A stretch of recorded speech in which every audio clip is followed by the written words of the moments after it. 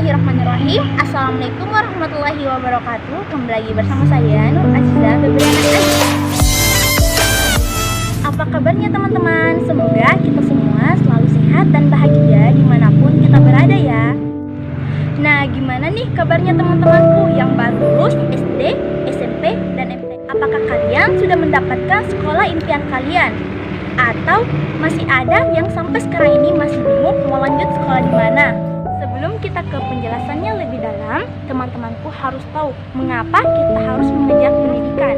Karena pendidikan itu adalah jalan menuju kesuksesan.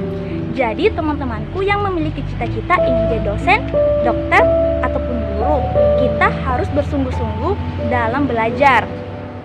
Mari teman-temanku terus simak video saya, jangan di skip ya teman-teman. Karena sekarang saya akan mewawancarai salah satu guru di sini yang akan memberikan informasi-informasi penting mengenai sekolah ini ya teman-teman. Baik Ibu, apakah Ibu siap untuk diwawancarai? Ya, siap. Ibu, apakah benar di sekolah kita ini akan ada perubahan? Saya adalah salah satu kepala sekolah di Yayasan Pesantren Cendekia Mahat Manaim Ulum Bukti Samata. Tepatnya di SMP Pesantren Bukti Samata. Jadi benar sekali perubahan di new management ini ada beberapa program yang akan kami laksanakan yang telah dibuat oleh yayasan baru, dimulai dengan programnya itu pendidikan berbasis IT, Islam terpadu. Jadi untuk Kemendiknasnya ya, di SMP SMA. Jadi yang kita tahu selama ini kan di MTS dengan di MA saja ya. Jadi ada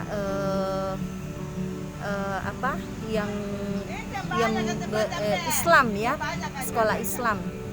Nah, untuk SMP dengan new manajemen baru, mereka ingin SMP dan SMA itu berbasis IT, Islam terpadu. Karena kita di pesantren, ya.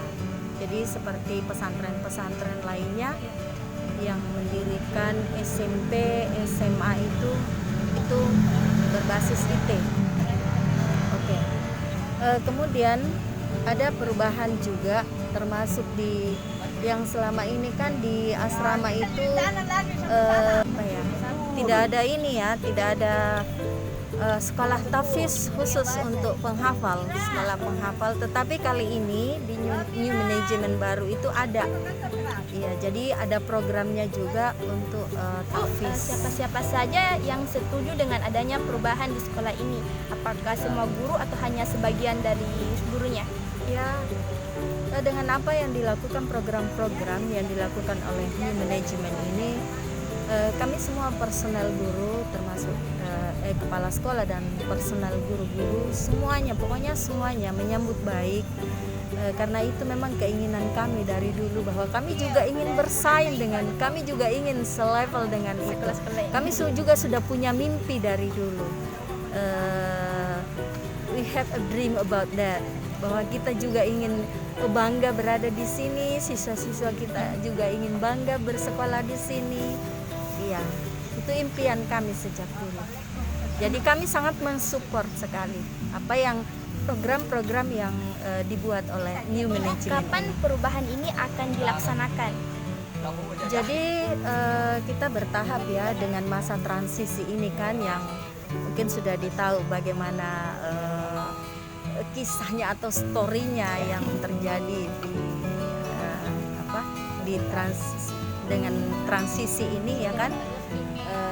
Bagaimana story-nya mungkin sudah banyak yang tahu di kalangan masyarakat. Apa tadi? Kapan perubahan? Iya, kapan perubahannya itu mulai tahun ini. Jadi kami akan yayasan dan kami sebagai kepala sekolah akan terus bekerja sampai sekolah ini benar-benar fisiknya setara dengan sekolah-sekolah. Iya, jadi yayasan akan terus bekerja, baik itu dengan dana Ini kan dana yang dipakai ini dari ketua yayasan ya. Ini baru murni dari ketua yayasan, bukan dana yayasan. Yang saya tahu ini adalah uang pribadi dari ketua yayasan. Beliau adalah Haji Andi Kadir Halid dan ketua dewan pembinanya yaitu Haji Adi Nurdin Halid, kakanda beliau. Ya, jadi beliau ini sangat memberikan dukungan yang begitu besar ya, pengorbanannya juga sudah kita lihat ya, kami yang ada di dalam sini ya di pesantren kita. Mengapa Ibu yakin kalau adanya perubahan di sekolah kita akan membuat sekolah kita lebih maju lagi?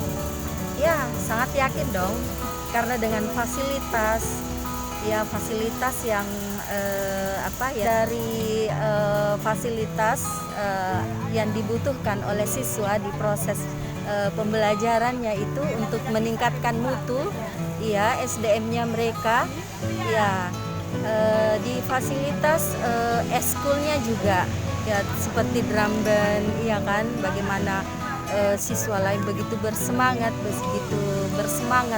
menghabiskan waktunya di sekolah dengan menggiatkan kembali kegiatan-kegiatan seperti pramuka, OSIS dan apalagi yang satu itu PMR Untuk ya. masalah pendaftarannya Bu, di mana peserta akan mendaftar, apakah jalur online ataupun offline? Oh, dua-duanya disiapkan. Jadi untuk jalur online ini ada linknya ya, yang bisa diklik oleh ketika kita jadi di sini guru juga berperan, para guru dan personil semuanya apakah itu men-share di media sosial ya, jadi membagi ke grup-grup kelas daring ya kan.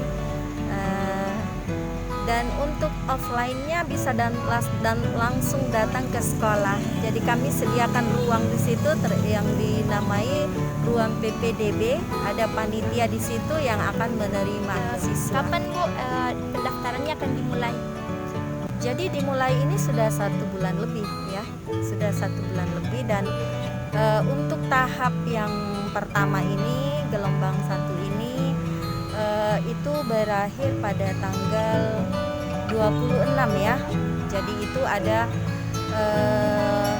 subsidinya dari yayasan itu 100%. Jadi tidak ada pembayaran uang masuk. Ya, subsidinya 100%, tidak ada pembayaran uang masuk. Nah, untuk kan ditutup kan? Ditutup. Ya. Kemudian akan dibuka lagi untuk gelombang kedua lewat dari tanggal itu. Batasnya sampai tanggal 26 Juni.